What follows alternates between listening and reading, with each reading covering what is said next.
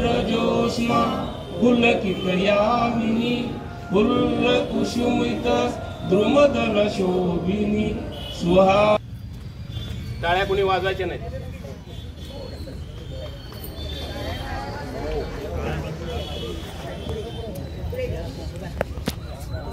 15 August स्वातंत्र्य दिनानिमित्त गुरुवार दिनांक 15 ऑगस्ट 2024 रोजी सकाळी 8:30 वाजता सोलापूर शहर जिल्हा काँग्रेस कमिटीच्या वतीने खासदार प्रणितीताई शिंदे यांच्या हस्ते शहराध्यक्ष चेतन नरोटे, शहर जिल्ह्यातील पदाधिकारी कार्यकर्त्यांच्या उपस्थितीत काँग्रेस भवन सोलापूर येथे ध्वजारोहण कार्यक्रम उत्साहात संपन्न झाला। यावेळी आकाशात तिरंगी फुगे सोडण्यात आले। यावेळी खासदार प्रणितीताई शिंदे, शहराध्यक्ष चेतन नरोटे यांनी सर्व सोलापूर वासियांना स्वातंत्र्य दिनाच्या शुभेच्छा दिल्या। कार्यक्रमाचे सूत्रसंचालन सोलापूर शहर काँग्रेस सेवा दलचे अध्यक्ष भीमाशंकर टेकाळे यांनी केले। स्वातंत्र्य दिन आज साजरा करतोय आपण, देशाला काय शुभेच्छा द्याल? सोलापूरला काय? आज स्वातंत्र्य दिनानिमित्त सोलापूरला, महाराष्ट्राला, देशाला मनापासून शुभेच्छा देते। आज या मातृभूमीचा वाढदिवस आहे आणि तो आपण साजरा करत असतो।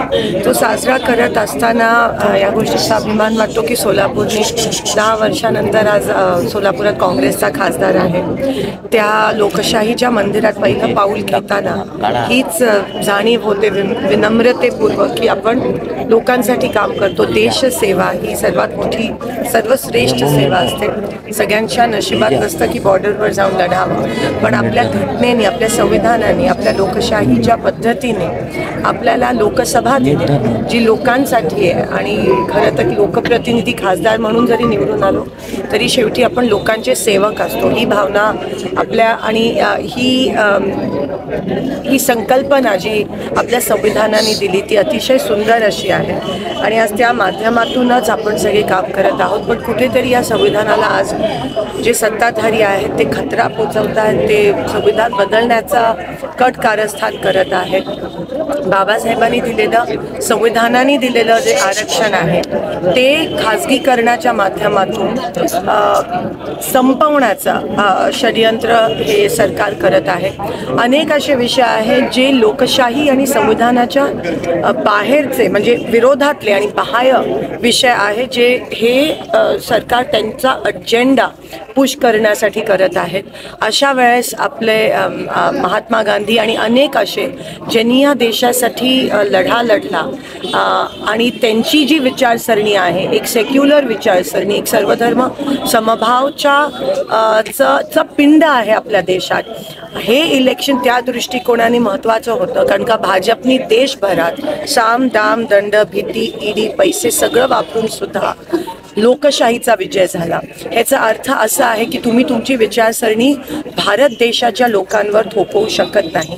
आमची विचारसरणी सर्वधर्म समभावाची आहे, आमची विचारसरणी ही संविधानावर चालणारी आहे, आमची विचारसरणी ही लोकशाहीला मानणारी आहे। आणि भाजपने कितीही प्रयत्न केला तरीही विचारसरणी कधी संपू शकत नाही। तो आपल्या भारत देशाचा पिंड आहे।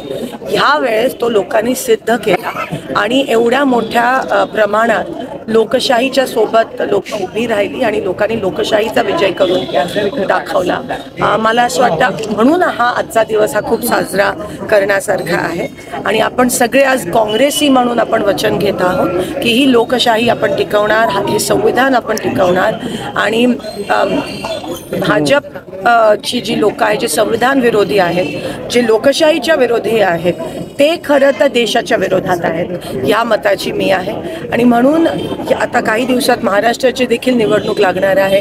तुम्ही बघा, त्या निवडणुका पण पुढे ढकलण्याचं षडयंत्र करत आहेत। म्हणजे त्यांना कोणतीही संविधानाने दिलेली गोष्ट मान्य नाही आहे, सगळ्या गोष्टी त्याच्या बाहेर जाऊन करण्याचा प्रयत्न करतात। आज सोलापुरात महापालिकेची 3 वर्ष झाली निवडणुका नाही आहेत, ते पण संविधान बाहेर आहे, कारण का ते मागच्या वेळेसच 3 वर्षाखालीच व्हायला पाहिजे होता। आज पाणीपट्टी 10 पट वाढवली आहे, पूर्ण सगळीकडे त्याचा इफेक्ट मोठ्या प्रमाणात होतोय। सगळे अन्यायकारक निर्णय हे भाजप सरकार घेतं, आम्ही त्याचा निषेध करतो। पण आजचा दिवस आजचा लोकांचा दिवस आहे, ह्या मातृभूमीचा दिवस आहे, तो साजरा करताना आपण वचन घेतोय की आपण ह्या देशासाठी आपल्या शेवटच्या श्वासापर्यंत सेवा करणार आणि लोकांचा लोकांसाठी आपण शेवटच्या श्वासापर्यंत आपण सेवा करणार आहोत, त्यांच्यासोबत आहोत. हा काँग्रेसचा पिंड आहे आणि तो हक्क आमच्याकडून कधीही कोणी घेऊ शकणार नाही. स्वातंत्र्याच्या 78 वर्षांनंतर देखील राज्यातले अनेक समाज जे आहेत ते अस्वस्थ आहेत. मराठा समाज असेल, धनगर समाज असेल, आणि त्यांचा महत्त्वाचा सरकारवरती विश्वास दिसत नाहीये. ते लोक सरकारवरती विश्वास ठेवायला तयार नाहीये.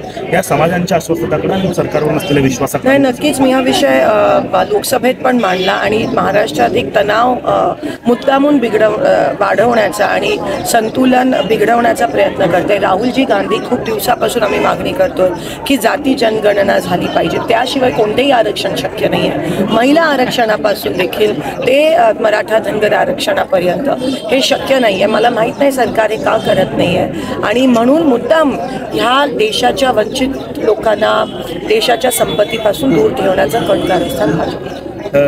मोदींचं भाषण सुरू आहे आता लाल किल्ल्यावरनं. ते असं म्हणतात की 2047ला भारताला विकसित भारताकडे नेऊन द्यायचं. त्यांचा संकल्प ते मांडतात. त्या भाषणाकडे, त्या संकल्पाकडे आपण कशा करतो? मला पूर्ण खात्री आहे की भारत देशाच्या लोकांच्या योगदानामुळे भारत हे लवकरच सुपर पॉवर होणार आहे. पण ते देशाचं लोकांचं योगदान आहे आणि आपला थॉट प्रोसेस जो आहे तो सेक्युलर आहे, त्याच्यामुळे भारत पुढे जात आहे. पण ते केवळ एका माणसाचं श्रेय नाही आहे, ते अनेक वर्षापासून अनेक गव्हर्नमेंट्स, अनेक सत्ताधाऱ्यांचं जे श्रेय आहे त्याच्यामुळे.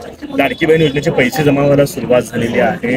लाडकी बहीण म्हणून किती आनंद आहे आणि सरकारला काय? मला असं वाटते लाडकी बहीण योजना हे एक पॉलिटिकल स्ट्रॅटेजी आहे, स्टंटबाजी आहे आणि बहिणींना अर्थात सन्मान होत असेल या माध्यमातून ठीक आहे, पण खरं तर भाजपची मानसिकता ही महिलांच्या विरोधातली आहे. ती लाडकी बहीण कधीही सावत्र बहीण होण्याची शक्यता इलेक्शन नंतर.